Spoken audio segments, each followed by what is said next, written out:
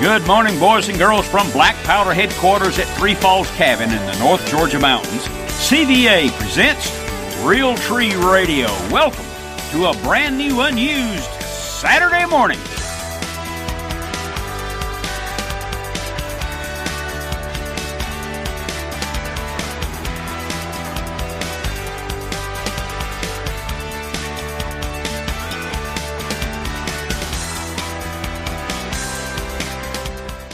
Check in with us this morning. Why not give us a call, 404-872-0750, or outside the Atlanta calling area, it's 800-972-8255. Let me brag on a little excursion I had this past week. You know, we were off the air last Saturday because O'Neill and a whole gang of malcontents were visiting Cajun Vista Lodge down in Barataria, Louisiana, for some of the best inshore saltwater fishing in the world. About 25 of us were down there, and the next time we have an opportunity, maybe you should go too. Again, the telephone numbers are 404-872-0750, 800-972-8255. Cajun Vista Lodge is located in Barataria, Louisiana, which is about 25 miles or so southwest of the New Orleans airport, and we fish what's called the Atchafalaya Basin, part of it at least. And imagine this if you can. This is a place. The Atchafalaya Basin is where the Mississippi River would like to flow, but the Mississippi River's all bermed up, if you will, for traffic in and out. It's headed for New Orleans. If the river went where it wants to go, then New Orleans would dry up. But the Atchafalaya Basin is basically, it's 4 feet deep, it's 30 miles wide, it's 90 miles long, it's full of grass, fertile water with billions of fish. Speckled trout, drum, redfish, it is nothing short of spectacular. Everybody usually catches pretty much a limit every day before lunchtime. And the lodge at Cajun Vista, well, let's put it this way. Once you pull in, you park your truck, and you never have to leave. The meals are there. The great lodging is there. The boats are there. The guides are there. They clean all your fish for you. You have fresh fish every night for dinner among rice and gumbo and shrimp. It's just a fabulous place. So, if it ever you have the opportunity, you should go to Cajun Vista Lodge, Barataria, Louisiana. It was managed by a good friend, owned and managed by a good friend by the name of Théophile Bourgeois. His real name is Théophile Jean-Antoine Bourgeois III, and you may have heard in August the 18th of this year, he died in a plane crash. In any case, his son has taken over. He's a jovial, intelligent, conversational, and most pleasant fellow, so they will continue. A lot of people make a living out of that place. So, we went there, and it was fabulous, and so we were out last week, so we're back. And so, with that in mind, let's talk about hunting for a few minutes. On a subject maybe that we've done before, but give me a break here. Let's do it again. Georgia firearms season began today. A lot of us, and me included, because I hunt the Dawson Forest, which is just behind the house here. How is it that you make the best of hunting, no matter where you live, into the wildlife management area, into public land? Well, you got to follow the rules. You got to have a license. You got to check in and with the headquarters of the WMA, wherever it is, so you make sure it's open, and so on. But from the strategic standpoint, if you've not been successful or you want to improve your odds on taking some fine deer and having a great hunt on public land, there's a few things to remember. Number one, if you can, hunt during the week. Most of the hunters that hunt in the wildlife management area hunt on the weekends. you hunt during the week. Number one, after the human intrusion began, which began today, the deer, the bucks move further away from the roads, the traffic. They move. In other words, you park your truck and walk into the woods 100 yards, you're not going to be as successful as getting a map and going in deep into the woods. Let the other hunters push the deer to you. Hunt during the week. Hunt far from the truck, okay? And lastly, especially during the rut, and we're going to talk about that too, hunt all day. Now, that's with all the regular things of hunting, managing the wind, making sure that your scent control is adequate or more than adequate. All those things go together, but hunt all day. I mean, take a lunch with you, okay? Sit in the stand. Build a stand. Sit in the big brush. Now, here's one of the things that you may not have thought of, and I didn't used to do that, but these things are available now so that you can hunt all day in the deep brush.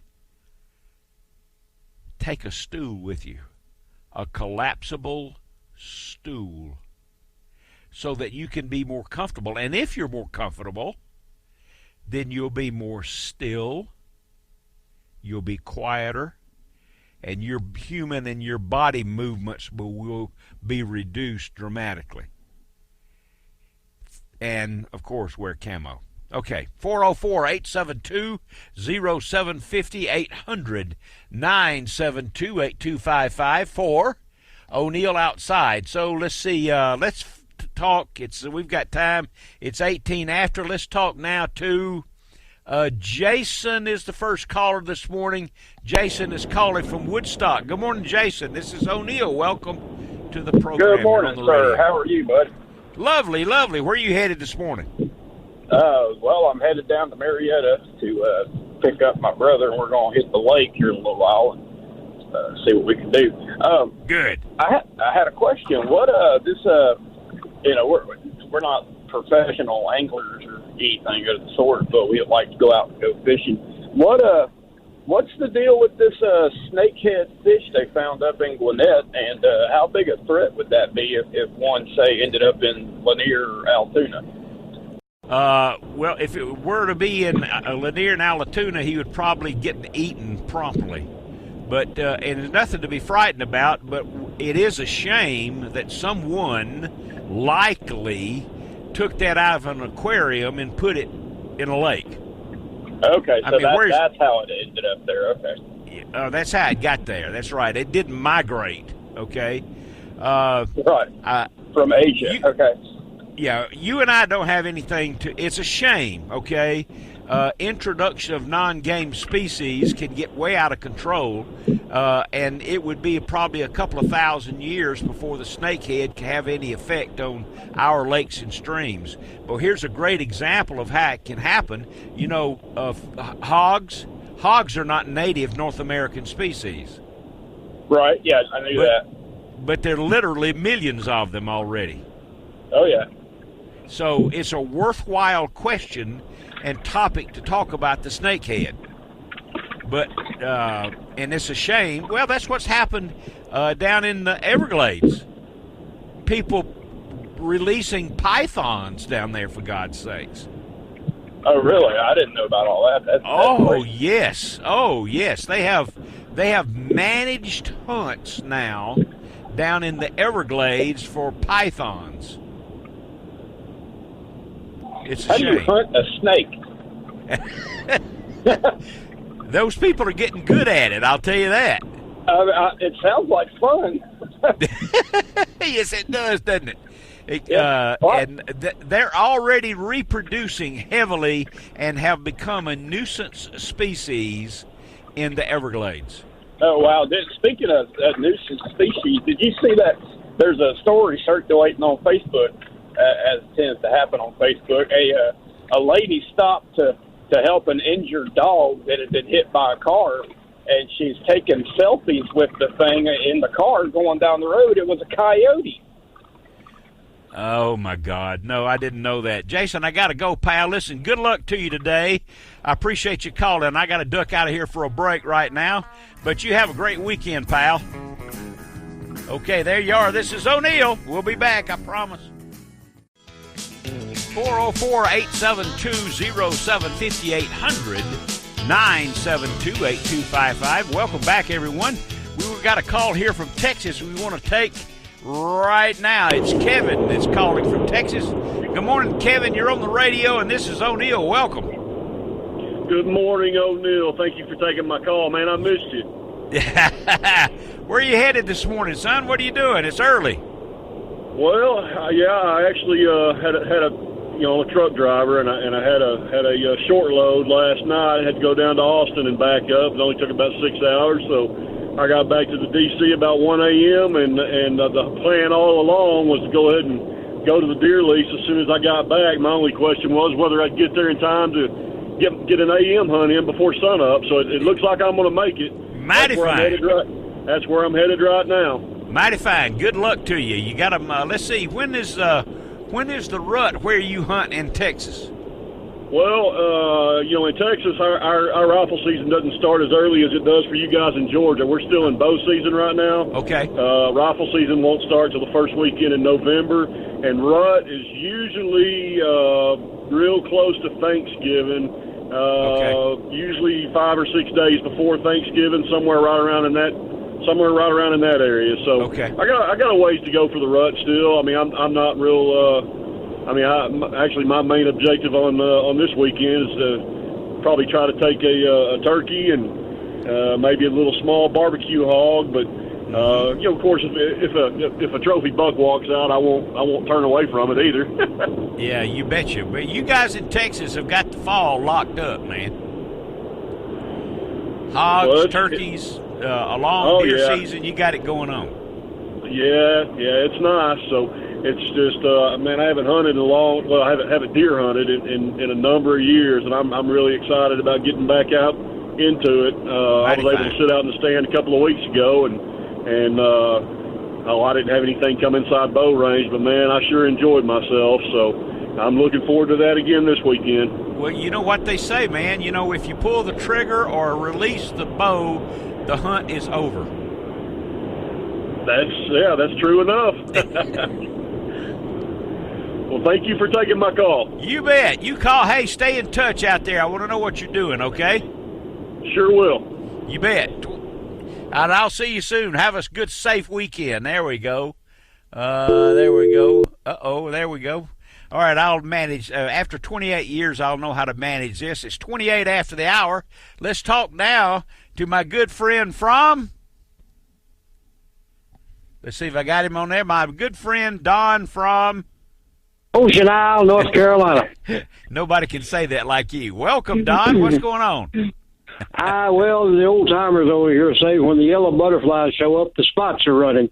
Aha! We've had a bunch of yellow butterflies this year, but the spots are still sort of not as prevalent as they should be. So, but we've been able to enjoy 2 or 3 messes, and that gets us in by till next year, I guess. There you go, mighty fine. Let me ask you a question. Is a spotted sea trout in the Gulf the same as a spotted weakfish on the Atlantic coast? I would say yes, sir. I would say so too. Yeah, and the weakfish comes from the very tender mouth they have. That's why they're called a weakfish, right? I think so, yes, sir. Okay. And they're very good eating. And I got a story many years ago. Okay. When we had about 4 or 5 hurricanes offshore, the fishing was just changed dramatically.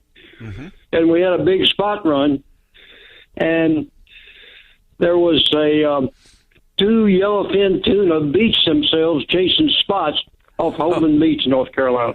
No kidding. How about that? And to verify that story, there was a picture in the paper of the of the yellowfin hanging up at Captain Pete's and Holden Beach. So how about that? That was a hungry critter, wasn't he? They was. Well, those spots they run right on the beach when they're coming down our neck of the woods. So, I guess their depth sounder on the tuna wasn't working as good as it should be. Evidently not. Yellowfin, how big was it? I believe it was 40-some-odd pounds. Okay. And there's two fellows grabbed it and kept it on the beach, and then they took it over to Captain Pete's and took a picture of it. So that's a real fish story, but it's verifiable in the Star News newspaper. What's the biggest yellowfin you ever caught? We were out there one time, and we caught our limit, and one of them was a little over 44 pounds, I believe. Okay. That's quite a fish, isn't it? It was, and that's quite a fight when you get one on. It's, man. You go from an hour of boredom to 30 seconds of pandemonium. So I hooked one. I've forgotten now. I had so many trips, and we've all got our fish stories, but I've forgotten where I was. But my captain said I had one on. I never saw it. But he said it was a giant. But I never saw that fish. He said it was over 100. Wow. But that was him talking. I never saw the fish. He finally pulled off. Well, if you fish over here enough, when you catch a fish, you can just about tell what fish is on by the way they fight. So that's right. And I was, quite frankly, sorry I hooked it. But because it kept everybody else in the boat from fishing. Well, that's true. And when you got through fighting that thing, you need to be sit down for a while. You had to take a breather. You'd need to have a helicopter come and pick you up, take you to the hospital. Did you see? I got to go in a minute, but did you ever see? Let me tell you, I looked at Marlin magazine. This was years ago, and on the inside the back cover was a very nicely done photo of a sport fisherman in a sporting boat at night, and he's sitting there in his chair all strapped in and the rod's bent down. And the caption was, this was so-and-so, and they named who it was. He said it was in the 36th hour of his fight with the monster. Wow. I'd cut the line before that. Well, so that's... and I don't see how you take a nap with fighting a fish like that. But, well, they said this one was, pardon me for interrupting, in the story they said this was probably a big tiger shark. Wow. Well, those things get huge, and they're sort of mean, too. So that's right. They'll bite you. Duncan's down in Panacea. He's enjoying some of the weather we enjoy on the coast up here with that hurricane down there. So yeah. Okay. Enjoy your show and love you and Gail. Hang in there. Glad you called, Don. Have a great weekend, pal. Thank you, sir. You go. You betcha. There we go. Let's see now. It's 33 after the hour. I've got enough time to do this because David is calling from Woodstock, Georgia. Good morning, David. What's going on with you, sir? Hey, O'Neill. How you doing, buddy? Nice to talk to you. Yes, sir. Good to hear from you.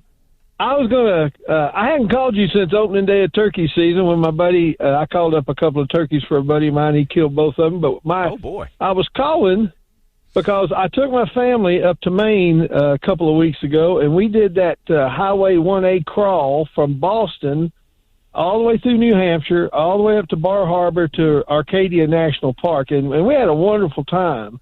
Good. But on the way up, we stopped at the LL Bean store. Uh-huh. And we went in the fly department, and they had the most expansive fly selection I've ever seen in my life. And I got to tugging on those guys' ear about fishing in Maine.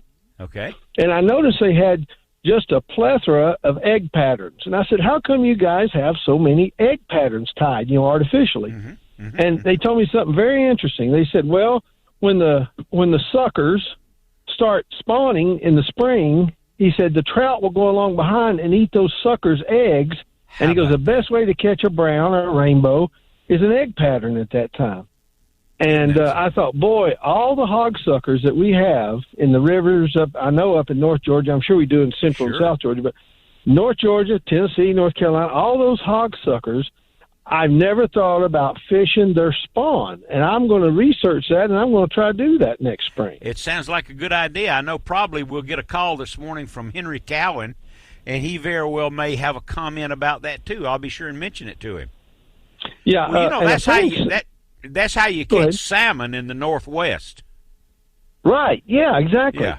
Uh-huh. And you usually use salmon eggs. I used to live in Seattle, and I fished that way up there.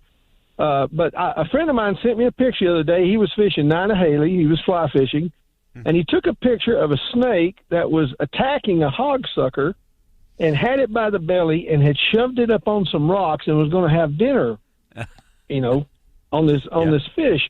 And I had seen this species before in an article online, and this species looks poisonous, but it's not. It's a type of water snake. It has a kind of a long-shaped triangular head, which makes it look like it would be poisonous, but it's almost like a python's head. Of course, it's not as big as a python. And it looks like...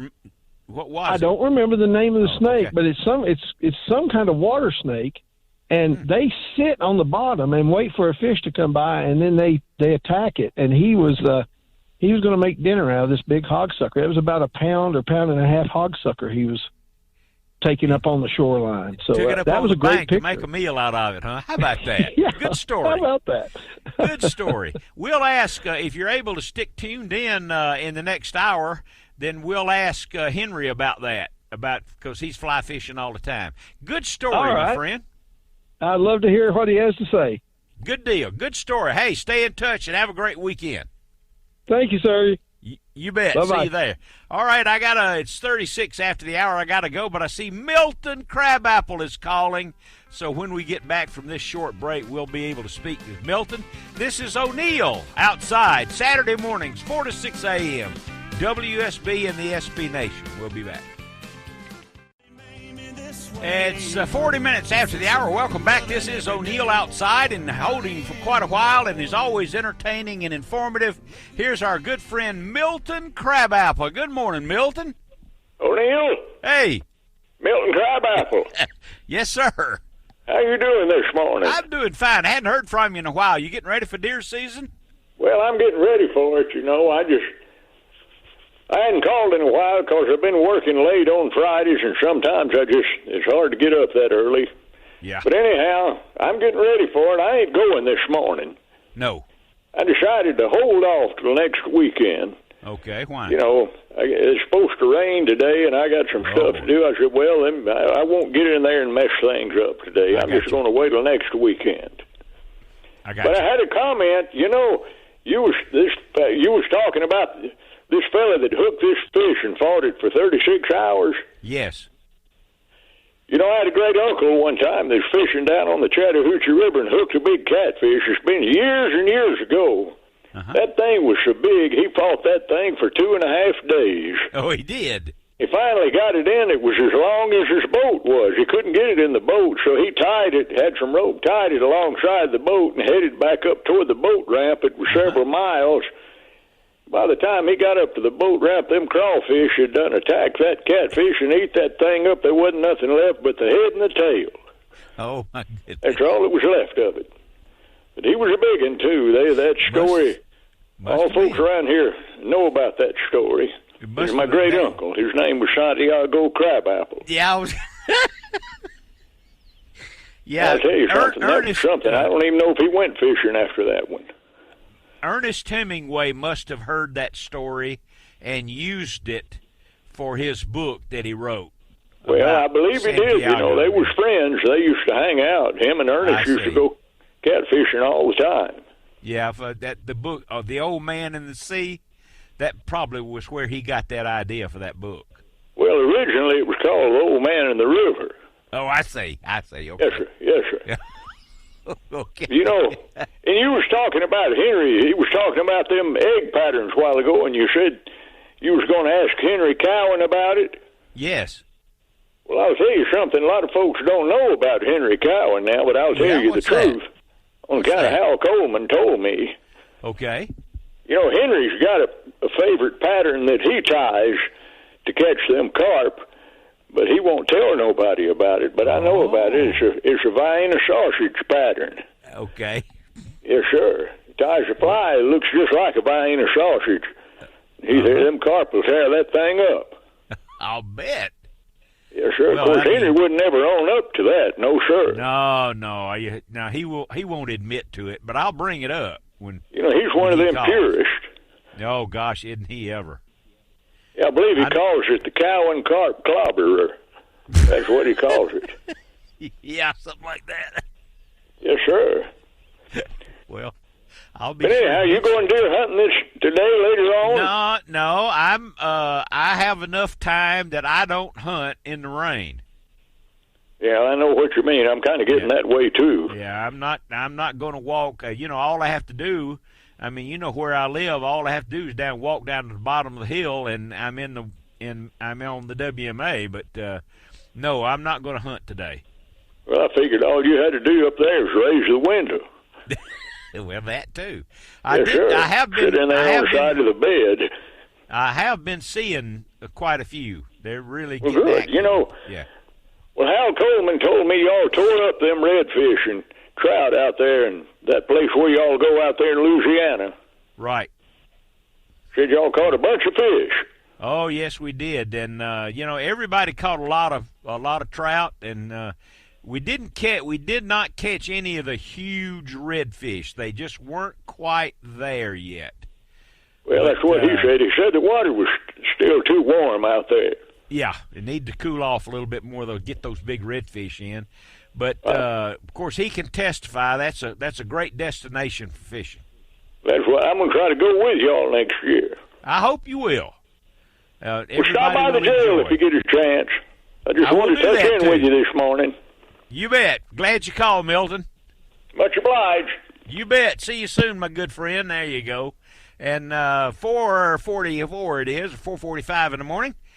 We've got plenty of things to talk about over the next couple of hours. I hope you'll join us. The telephone numbers are 404-872-0750 and 800-972-8255. And let's talk to Craig. Craig is calling. On O'Neill outside. Good morning, Craig. What's going on with you? O'Neill, how are you doing this morning, sir? Fantastic. I tell you what, we're lucky to live in Georgia in the fall. Yes, indeed. I was going to ask you, how does the largemouth bass fishing up here at Clark Hill, Lake Thurman compare with largemouth bass fishing at other reservoirs in Georgia? Well, at Clark's Hill, that's not a spotted bass lake. How about largemouth? It's a largemouth lake, and the largemouth is generally, he lives in more shallow water, and he's a lot easier to catch than the spot is. So that'll separate him from the other lakes like Allatoona and Lanier and Hartwell and places like that. I love Clark's Hill. I always went up the river where there was some current when I fished Clark Hill Lake. I got you. That's some beautiful scenery up there, that's for sure. Oh, yeah. That's the biggest lake in the state. I didn't realize that. I know there's some just beautiful spots up there. I've got a friend who lived 5 years in Hawaii, and she said that the place she and her husband have off of the Ridge Road up at Clark Hill is prettier than their place in Hawaii. Oh, boy. Well, that's saying something. That's yes, sure. Sir. One of the beautiful things about Clark's Hill is that it's so far away from Atlanta, and it's north of Augusta. There's nobody on it. You're right. I tell you, it's really amazing. I go up there, I take my puppies up there and let them run, and there's nobody there. It's just so peaceful and quiet. Right. You wouldn't think you were within 25 miles as a crow flies from 500,000 people. Correct. Yeah, Clark's Hill is fabulous. I know when I used to fish tournaments years ago, everybody's got their stories. We put in the tournament headquarters was at Little River, down way down in the bottom part of the lake. Yes, sir. And I had found the fish. Back then, I didn't mind running. And I would run to Russell Dam. Good Lord. Good. I didn't win the tournament but I was in the top 5, but I had to stop for gas. That's right. Yeah. That's good. I'm telling you. Look here, I sure appreciate this show, and your comment about if a man is too busy to take his son fishing, he's too busy. That's for sure. That's busy. I don't know who said that first. It may have been Samuel Clemens, Mark Twain. Well, I'm just glad you repeat it, sir, every Saturday, because we need reminding about that. Well, I was at a crappie fishing tournament for children. Last Saturday was a week ago. Yes, sir. And I tell you what, there's smiles all around. It doesn't matter if the fish is 3 ounces or the fish is 3 pounds. It doesn't matter. And I tell you what, it's not just little boys need to go with their daddies or mamas. The little girls need to go too. I mean, As a matter of fact, in that tournament 2 weeks ago, the first place finisher was a little girl. I tell you, my wife has passed away now, but she was from down in Bainbridge, Georgia. She used to go hunting with her daddy and his friends, and boy, she loved it. I bet she voiced some great memories. Yes, sir. I tell you what, yes, sir. That's for sure. That's right. That's great. Well, you keep up your good work, sir. You bet. Call more often. Love to hear from you. Take care, sir. You Bye-bye. bet. There we go. Let me get rid of that one, and then we'll. I've got something I want. Let's check for calls right now. We're okay. If you'll go to visit o'neilloutside.com, right there in the middle of the home page, 2 things. Number 1, at the bottom of the home page, you'll see a trip that we're going to take, and you're invited. We're going to Alaska next June. And you need to go ahead and make your reservations now. You can always cancel, but go ahead and reserve your balcony room. And because that, I promise you, well, I've been on that trip 2 times. You start out of Seattle, you go up the Lynn Canal all the way up to the glaciers and all that kind of stuff and back. You're never out into the ocean, and you got mountains on both sides. It is spectacular. Best cruise ever. Do that. And then what was I going to say about the other than that?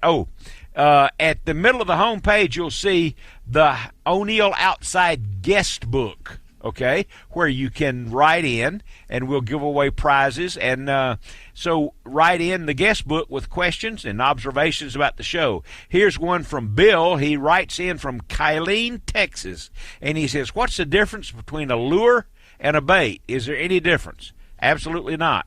A bait can be a live bait. A lure cannot be a live bait. It really doesn't matter.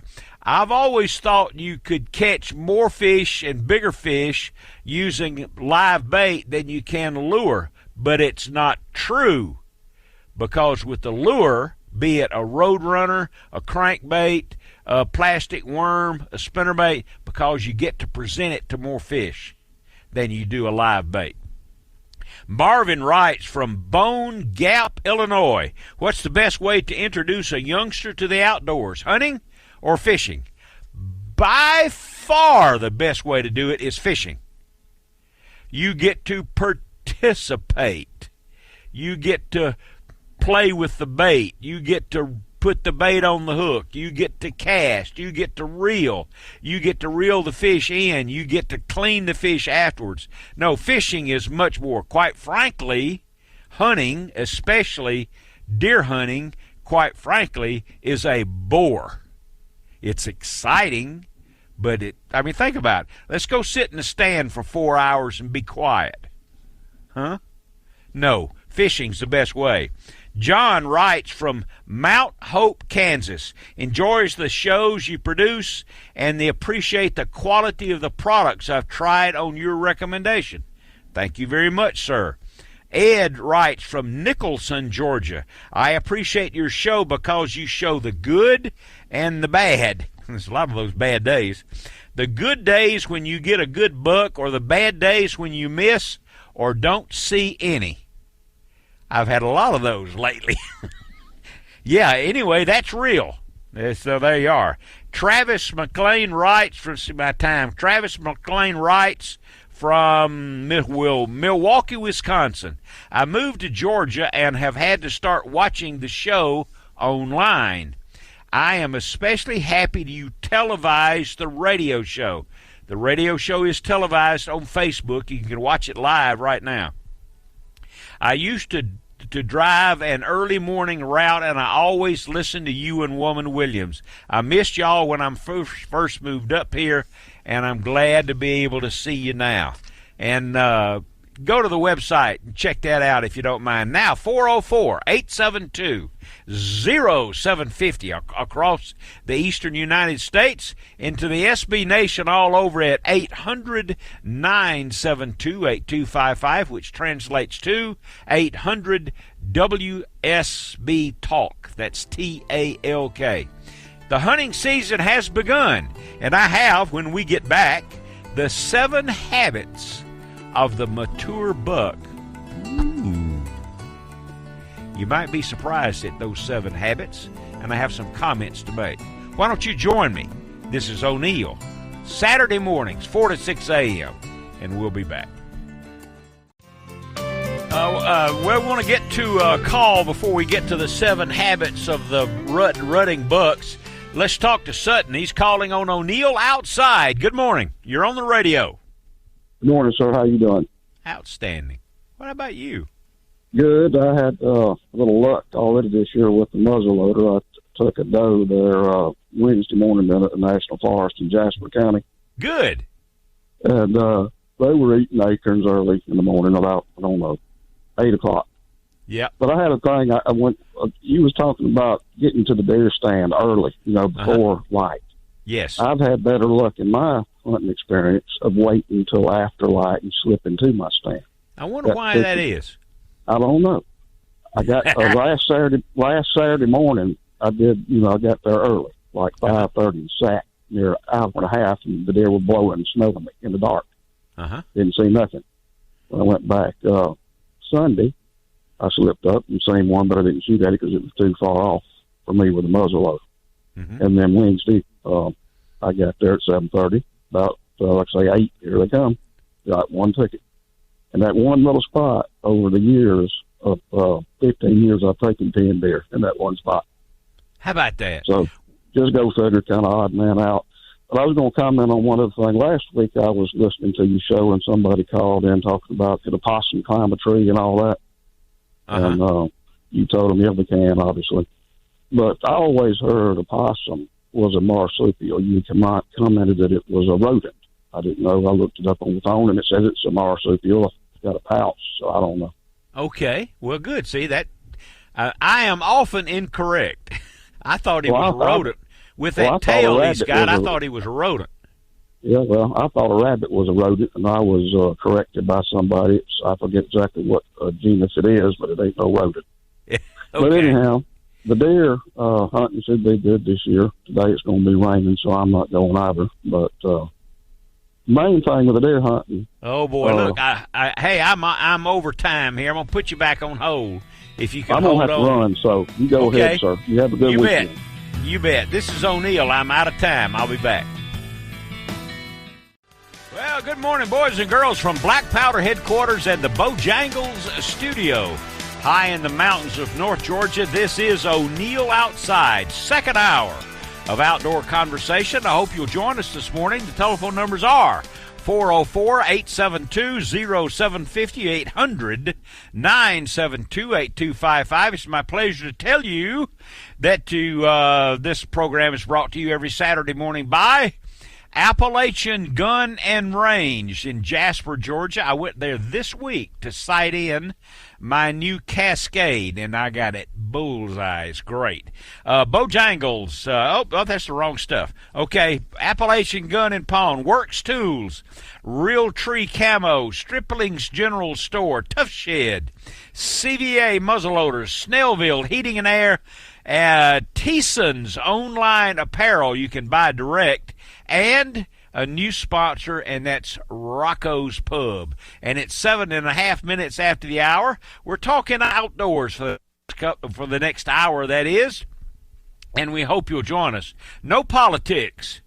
Whew, man, what a relief. Gun season is open. The rifle season is open in Georgia. The deer seasons are opening all over the country, and we have some things to talk about like that. The 7 habits of a mature buck. Let's talk about that if we can.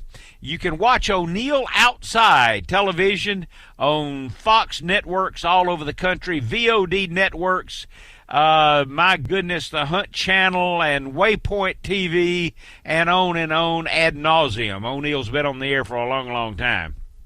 And the SB Nation from Maine to Seattle to L.A. and to Miami and everything in between, WSB and the SB Nation. And we hope you'll join us. Telephone numbers again are 404-872-0750 or 800-972-8255. We'll have the radio prize package and the Medal of Honor tribute late in the program. That's the highlight of the show, and I hope you'll stick around for that. This is O'Neill.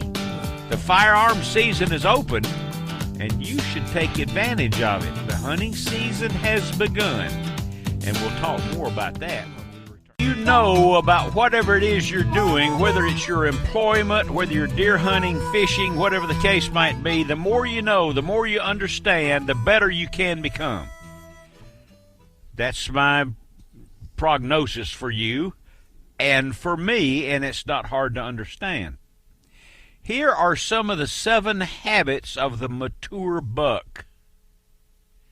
If you keep these things in mind,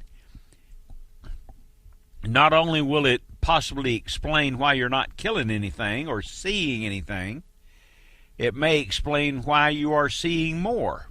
So here's some ideas. Bucks regularly search for does within their home range.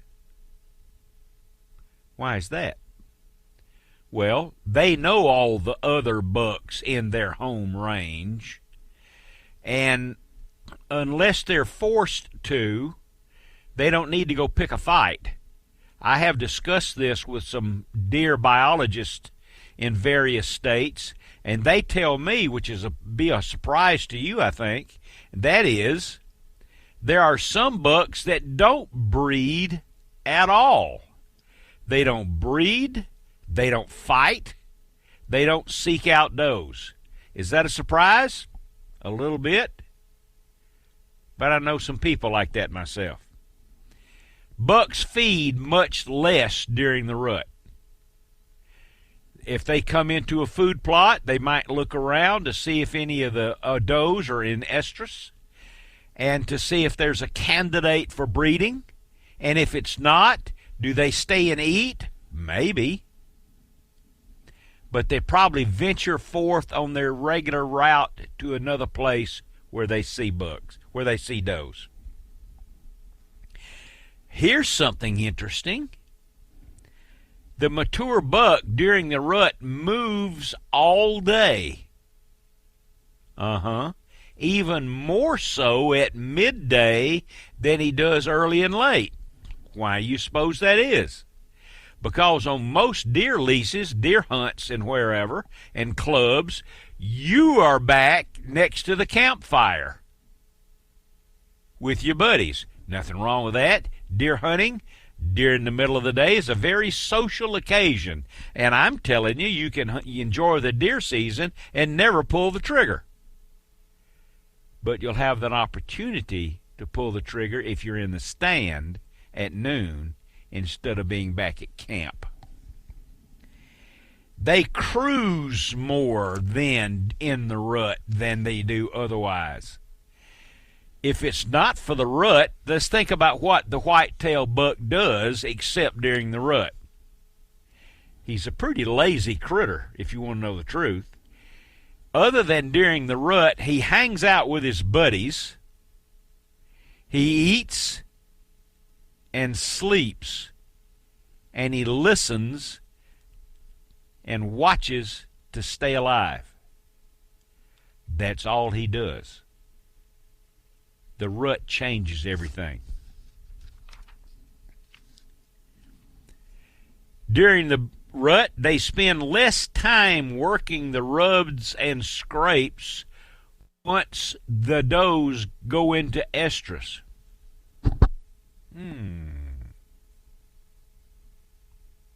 Why do you suppose that is? because once he finds a doe in estrus, and here's another, I'll expand on this. Once he finds a doe in estrus, he kind of scoots her off into the woods. He scoots her off into the heavy brush, and he breeds her over and over until she doesn't accept him anymore. He may be in that brush, in that heavy cover, standing there with her for 24 to 36, maybe even 48 hours.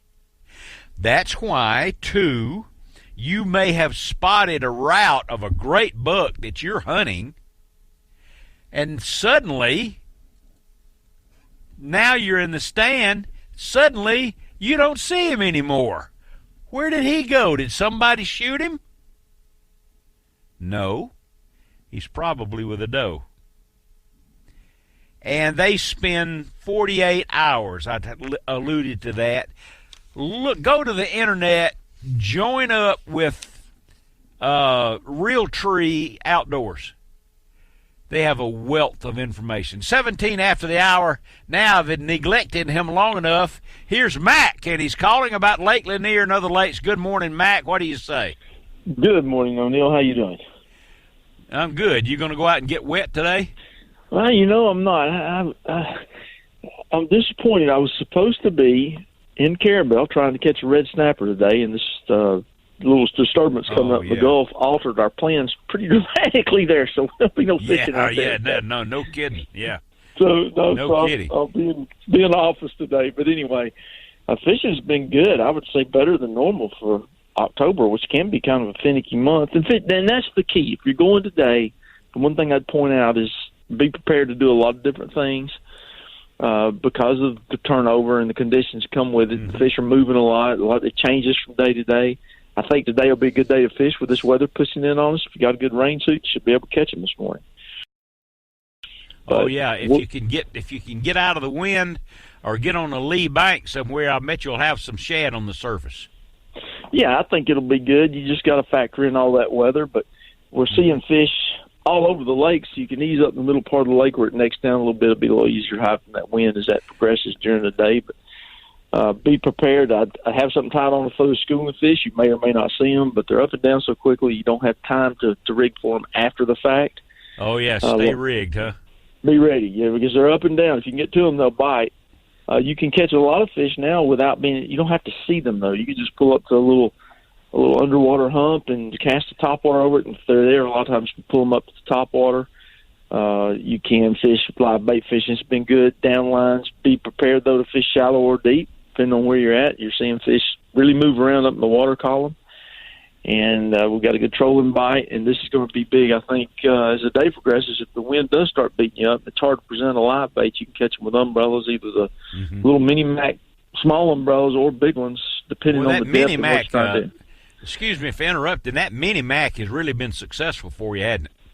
It has. It's really opened up a lot of doors for casting and trolling. We're finding more and more uses for it. Every week it seems like. We started really doing well with it last winter, stealth trolling. Then guys got on it this summer, trolling it on lead core or umbrellas, and it's really practical for casting. I've been catching a lot of fish doing what I was alluded to, pull up to a hump, just throw that thing out there and start reeling it real slow. If they're there, they'll usually crush it. And now we got guys going out at night throwing it through the lights. Where can you buy the Mini-Mac? Almost any of the local retailers are having them. If you're around Lanier or Hartwell, if you don't see them there, you can find them online, but I'll tell your retailer to get them. They should have them in stock. Good deal. All right, well, say hello to the family. Enjoy a day at home. What do you say? We're going to do that. I got one of my daughters home from school, so I don't work that much. I'm going to have a big day, get ready for some Bulldog football. Yeah, the Frogs are playing today. Frogs are playing some Cats. We're going to see how that comes out. We're gonna go there you go. All right, my good friend. Have a great weekend with your family, and we'll hear from you next week. All right, buddy. Do the same. Thank you. You bet. Thanks a lot, my good friend. This is O'Neill with O'Neill Outside Saturday mornings, and when we return, it'll be time for the radio prize package. So put your brain in gear. We'll be back. Before we do the radio prize package, let's talk now to Henry because we have something specific to talk to Henry about. Good morning, my friend. What's going on with you? Can you hear me? Yes, I can. Are you fishing today? Are you kidding me? What do I look like? I was born at night, but I wasn't born last night. Okay, good. Hey, before we get to anything else, a guy called. Were you listening? A guy called early in the first hour, and he's been fishing up in the Northeast, up in Vermont and Maine and all that kind of stuff. And their chosen fly pattern up there is an egg pattern. And he's wondering why we don't use that in Georgia, or do we? We do. We do use egg patterns. We have, as you remember, the Joe Scandori glow bug from how many years ago? Right. Yes. And you and I fished a Joe Scandori glow bug. I'm saying you and I fished it 15 years ago. Yes, we did.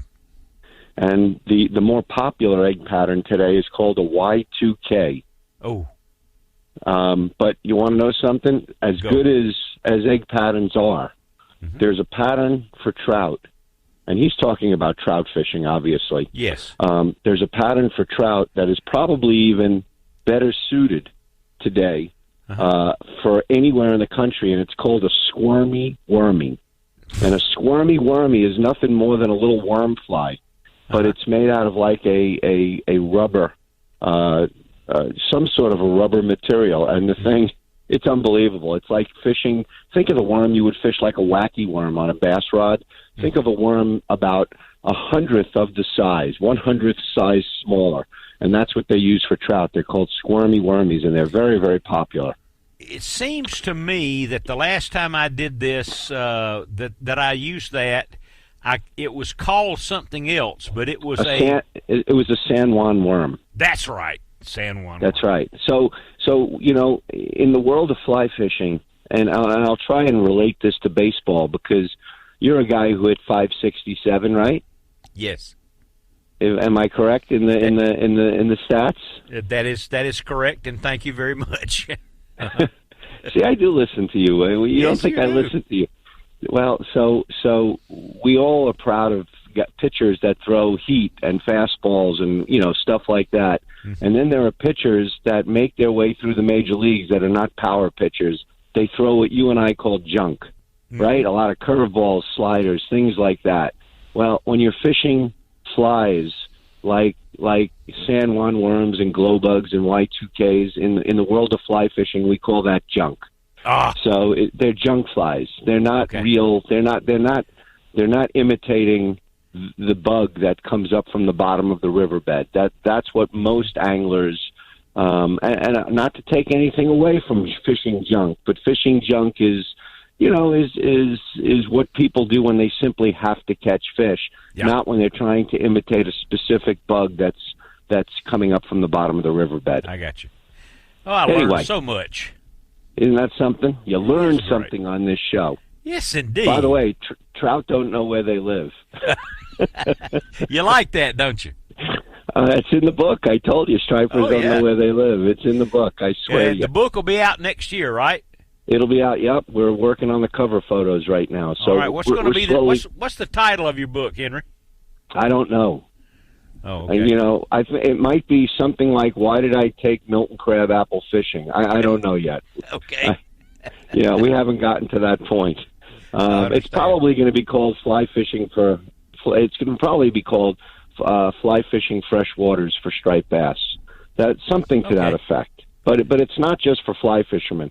To be honest with you, any angler who likes to striped bass fish in fresh water, be it a river or a lake, this book will serve them well in giving them, the patterns and how to find and fish the patterns throughout the country and on striped bass. And as you know, it's all based on water temperature. So it really doesn't matter, as you always say, where you're fishing, because the same thing happens in California as it does in Virginia, as it does in Missouri, as it does in South Georgia. You bet. Anyway, so I just want to tell you, our fishing, striper fishing on the lake has finally come around. We are now back at it. I was on the lake 3 days this week, and while there is some surfacing fish going on the lake, you can find some groups of fish coming up to chase. The truth is, I haven't found any big groups of fish. While I have friends out there that have, I have not run into them. But I still had a wonderful week. And I want to give a shout-out, if you don't mind, to our friend Bill Carson with Johnson Outdoors and Humminbird Electronics, because I must tell you that his Humminbird Electronics has put so many extra bites in my boat, especially early in the fall and late in the spring, because of a feature on there that is proprietary stuff that they have called Lake Master Chart. The Lake Master Chart is a GPS chart that Humminbird comes out with, and contour highlighting allows me to highlight a specific depth range on the lake, and it shows up in another color. And when I tell you right now that the fish are all acclimating to humps that are 20 to 25 feet down, and we have humps on Lanier that are marked and denoted by reef markers, but we have 3 times as many that are not.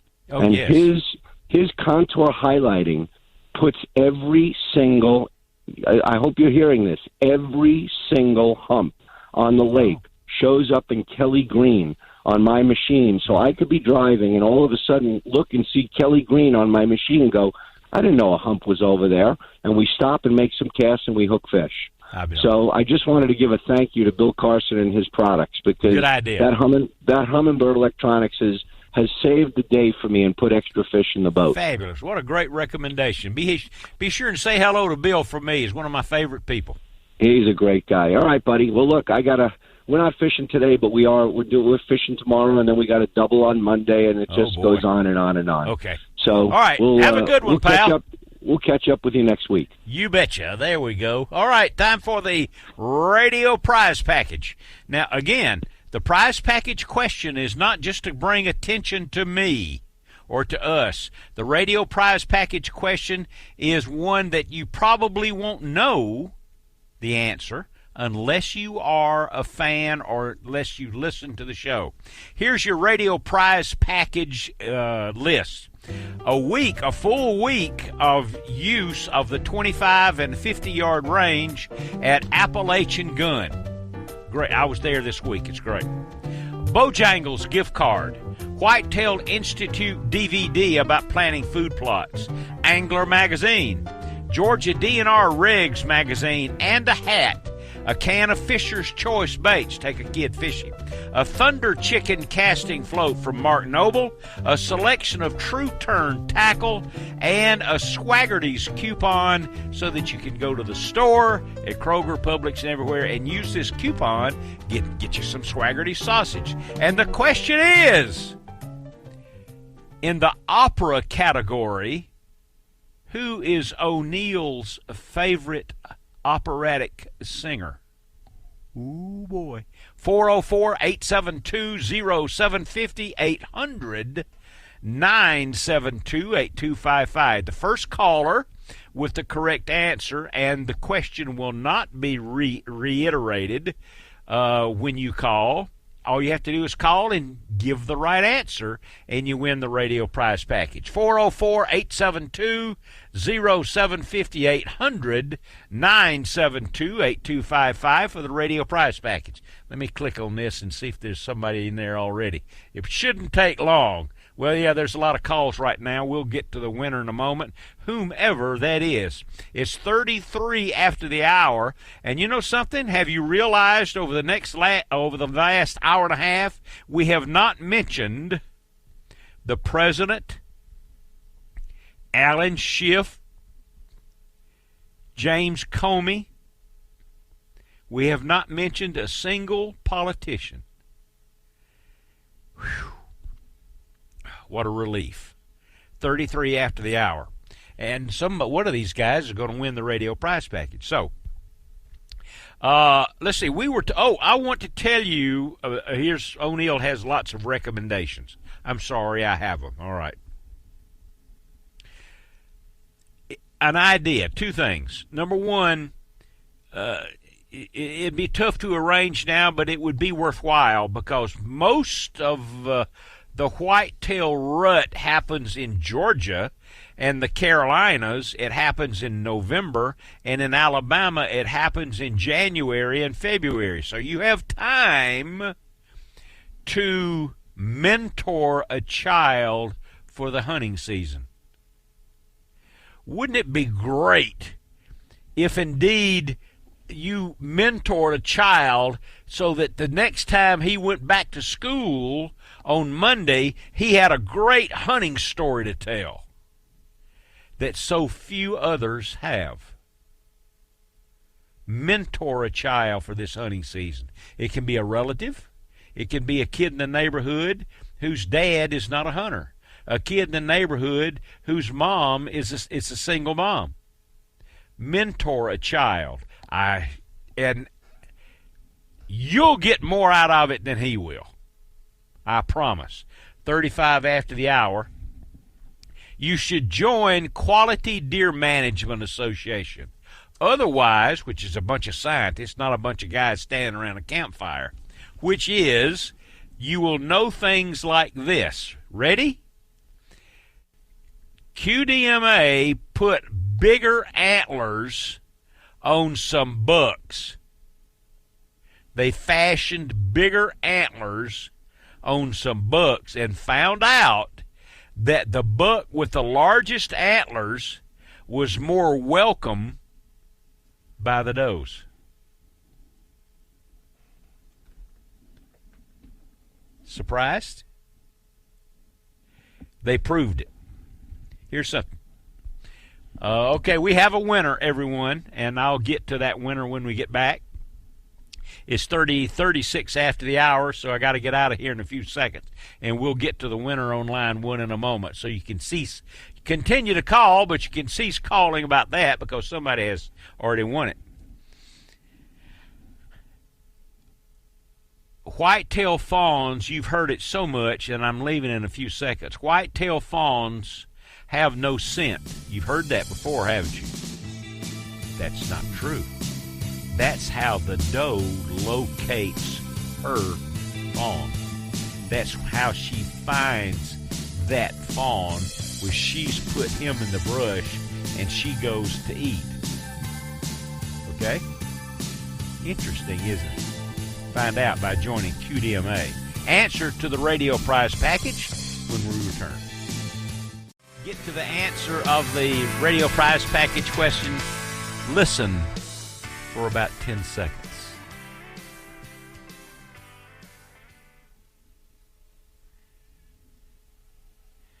So let's get to the answer to the question. And the question for the radio prize package today was, who is O'Neill's favorite operatic singer?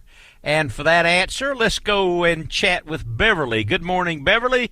You're on O'Neill Outside. Welcome. Good morning to you, Mr. O'Neill. I am so thrilled to speak with you, sir. Well, you're very kind. Have we spoken before on the show? Never. Well. Never. I've lived in the state for a couple of decades and listened to your voice, and it's the first time I've ever called. Well, you're a fan. Well, automatic.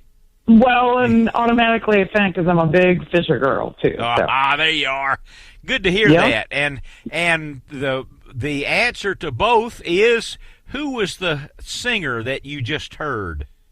Well, you have impeccable taste in music. That would be Luciano Pavarotti. Yes, indeed. He died, 8 years ago now? 7 or 8, just something like that. Yeah, something like that. He was my favorite. And I can always tell when it's him versus someone else. So yes, sir. Always stands out, no question. You bet. Well, you've got a nice prize package headed your way. I am just tickled to death. Thank you so very much. And so be sure and go to Kroger or some store and get you some of that Swaggerty sausage. That's what I have on Sunday mornings. You mentioned that, and I realized I was hungry. It sounds pretty good right now. There you go. Thank you for participating in the show and calling and listening, Beverly. Thank you very much. You're a gentleman as well. Thank you for what you do. For all us outdoors people. Thank you very much. You're very kind. Have a beautiful day, hon. You bet. You too. There you are. Now let's try, before we get to anything else, let's try, Greg is calling on O'Neill Outside. It's 42 after the hour. Good morning, Greg. Good morning, Mr. O'Neill. How are you doing this morning? Lovely, lovely. We are on our way. I know you keep saying something about not going to the lake this morning due to the weather. Uh-huh. However, we're going. Good for you. We we have implemented our travel softball team, and we have created have a tournament this morning on Lake Lanier. Oh boy! So we're taking kids fishing, and we're doing a tournament for softball to help raise money at the same time. Fantastic. You said something a while ago about taking a kid fishing, and I thought, you know what? There's no better time than to spend time with your kids every day. And they, whether they get soaking wet, or whether they catch a fish or not, they will remember this trip forever. You're not kidding, and that's what we're excited and we're ecstatic about what's going on today. Whether it's going to rain or whether it's going to be a great day, it's always going to be a great day with a kid. You betcha. Glad you called, Greg. Take care. Good luck to you. There we go. That's good. What a great call that was. Now, Dylan is calling. Let's go ahead and do this one, too. Dylan is calling from Lawrenceville on O'Neill Outside. Good morning, Dylan. Good morning. Good morning. Yes, I had a question. Good morning, Dylan. About hunting in the rain. Okay. Need to turn your radio down if you can. Yeah. Okay, there you go. Hunting in the rain. Yes. Is it better to hunt in hardwoods or open field? Hardwoods, of course. Okay. Yeah. Because very rarely I get to hunt in the rain. Yeah. I Dylan, I say that because if it might be 2% different by hunting in the hardwoods than hunting in a food plot or on outside. I have noticed before that deer they will bed down more often in the rain, and if they bed down, they'll bed down in the brush and the cover than they will in an open field. Okay. So your opportunity might be just a tiny bit better. Okay. So, are you going today? Yes, I'm on the way right now. Well, good luck to you. Thank you. Are you in a stand, or are you covered? I'm in a stand with a top on it. Oh boy, well good. You can make it last longer. Yep. You bet. Hey, call me back next week. Let me know how you do. I will. Mighty fine. You bet. See you soon. Now let's have our intro, please, Jason, for the Medal of Honor. Can you round that up right quick? Honor, courage, and strength of character. These qualities are embodied by the recipients of the Medal of Honor. Now let's recognize this week's Medal of Honor recipient on O'Neill Outside.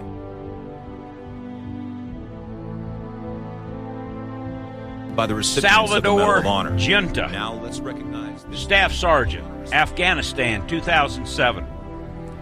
While conducting a patrol as team leader, Junta and his team were navigating through harsh terrain when they were ambushed by a well-armed and well-coordinated enemy force. While under heavy fire, Junta immediately sprinted forwards into cover and engaged the enemy. Seeing that his squad leader had fallen and believing he had been injured, Specialist Junta exposed himself to rifle fire and raced toward his squad leader, helped him to recover, and administered medical aid. While doing so, rifle fire struck his body armor and his secondary weapon. He was under fire. Without regard to the ongoing fire, he engaged the enemy before prepping and throwing grenades, using those explosions for cover in order to conceal his position.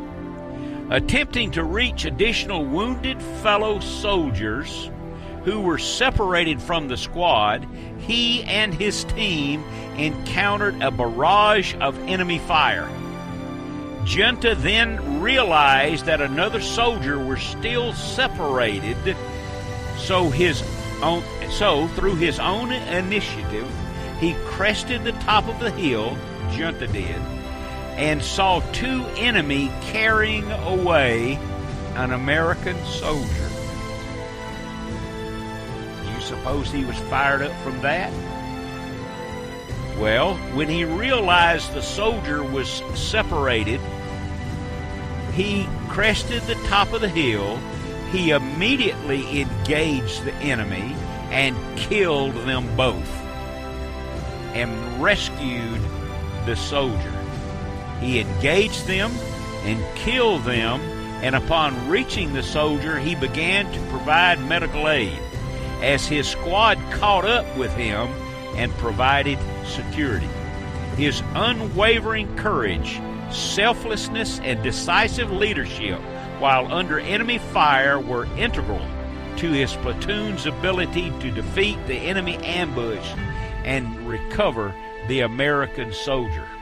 Salvatore Giunta, Sergeant, U.S. Army, Afghanistan, 2007, and as far as I can tell, he's still alive. 48 after the hour. This is O'Neill with O'Neill Outside. That is the high point of all of our conversation, if you will. We make it the high point as often as we can. And permit me, many of you have heard this story, but permit me a moment, because it's important, I think, for you to know why we have the Medal of Honor tribute. It was about 6 or 8 years ago that a very popular and very good entertainer drowned in her own bathtub at a hotel because she had been using cocaine and other drugs. That was too bad. She was a terrific entertainer. The flags were flown at half-staff in the state of New Jersey. And I thought, wait a second. You run the flags at half-staff for a druggie who drowned in her own bathtub, but yet you have Medal of Honor recipients and no one knows their name. That's why we do that. 404-872-0750, 800-972-82554. O'Neill Outside, now in, gosh, this is terrible, isn't it? Now in its 28th year on the air. And permit me, because I have a moment or two, a lesson, if you will. You know, it's about O'Neill. What can I tell you? I had the idea for this radio program back in 1990 or something of that nature. And I telephoned WGST Radio and WSB with the idea of the radio show. WSB never returned my calls. And when I would tell you that if you don't return my call, it's not because you did not return one call. It's because you didn't return 20 calls. I don't ever give up. But WSB did return my call. And I went to see an awfully smart fellow by the name of Eric Seidel. And Eric gave the opportunity. He started Clark Howard, Neil Bortz, Walter Reeves, me, and other people. I went to see Eric, and I pitched him the show. He said, I'll check it out with my people, and you get back to me. I did. And upon my next visit, he said, we don't think a fishing show will work. We don't think an outdoor radio program will work, so I must say no to you. In typical fashion, and it can be a lesson for you if you're a youngster. Don't give up. I told Eric, in a friendly way, you're wrong. It will work. Fishermen and hunters are very verbose. They love the stories. They love to hear the stories. They love to tell the stories. And it lasts a lifetime. I said, Eric, sir, I'll give you a chance to change your mind, and I'll be back in touch.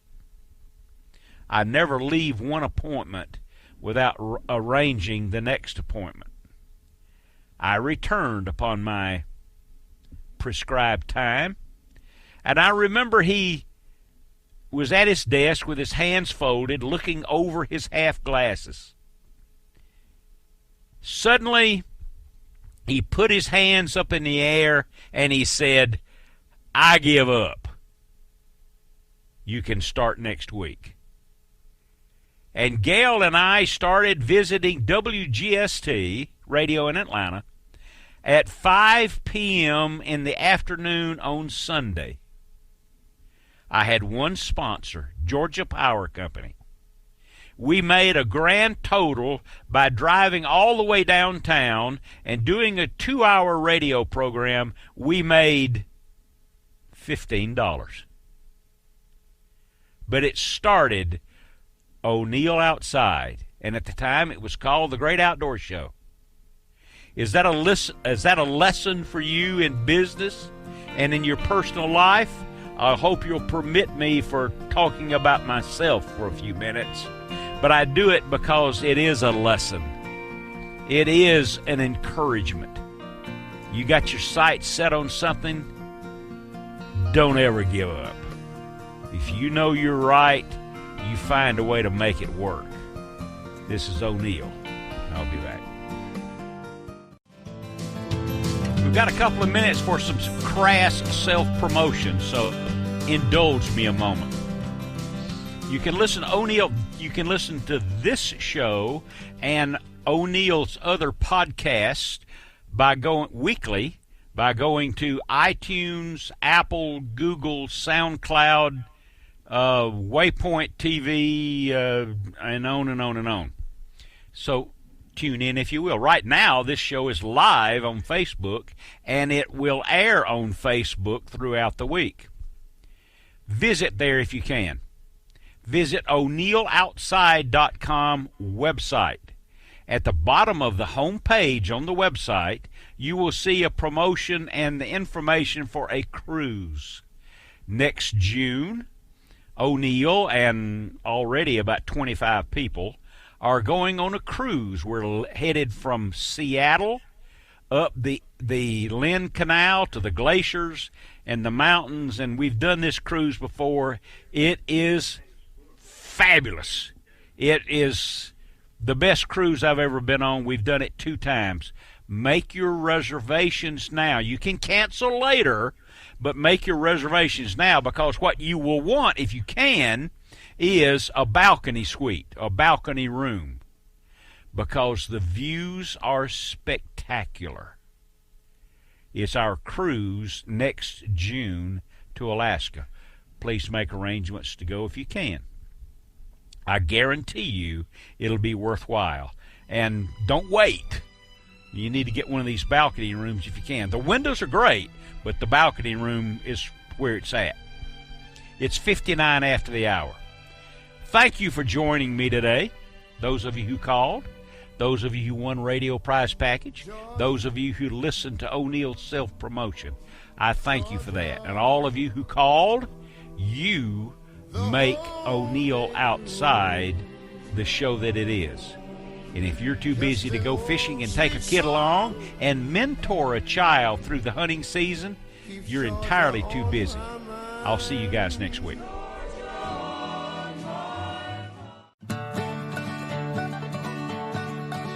I once asked a mighty hunter, coming home from the field, how he came to possess such mighty hunting and fishing skill. He said, "I'll tell you a secret, son. I learned everything I know from listening to O'Neill Outside on my radio." O'Neill, O'Neill, O'Neill Outside.